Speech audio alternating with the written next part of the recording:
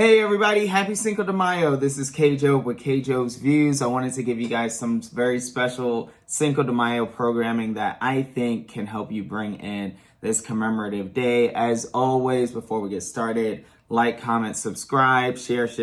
Make sure you're subscribed to my YouTube page, following me on IG. Both names are K-Job's Views. So let's get into this. Of course, before I go into the programming, I want to of course, mention what Cinco de Mayo is about because it is very important to understand the holiday behind the holiday, the meaning behind the holiday, right? So Cinco de Mayo commemorates the May 5th, 1862 battle at Puebla, Puebla, a city outside, there's a state Puebla and there's also the city Puebla. The battle outside at Puebla was a battle with the Mexican army against Napoleon's French army in their second intervention into Mexico.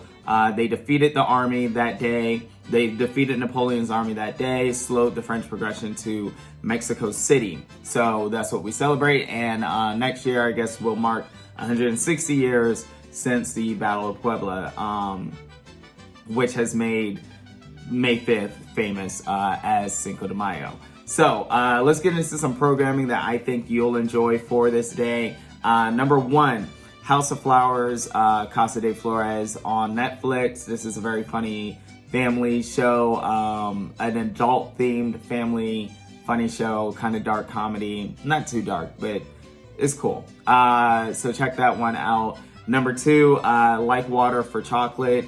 This was a classically reviewed. It's not a classic movie, but it's been reviewed a bunch.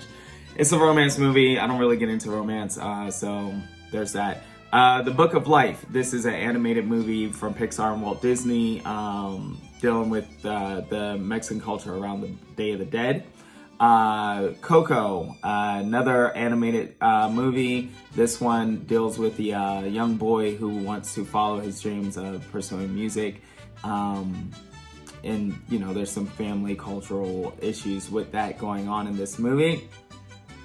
The next movie I have for you guys is Selena, of course, pretty famous movie at this point, played by Jennifer Lopez, about the Mexican-American sensation, singer, pop sensation, Selena, whose untimely death, unfortunately, was probably more poignant than her rise to stardom. The next movie I have for you guys is Frida, played by Selma Hayek. She plays the Mexican painter Frida Kahlo, I never know if I'm pronouncing that right. And this was just a very good movie, very well done by Selma, very well acted by Selma Hayek, and a good movie representative of the life of Frida. The next movie is Amores Perros, Amores Perros.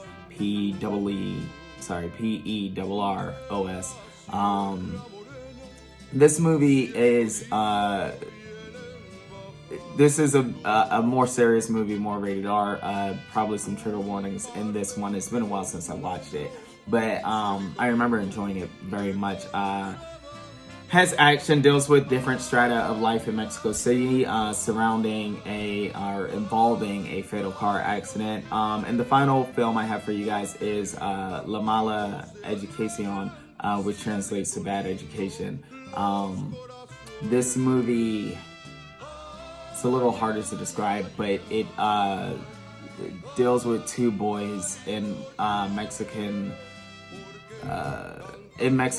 at a French private school, in La Mala Educación, suggest, trigger warning for this.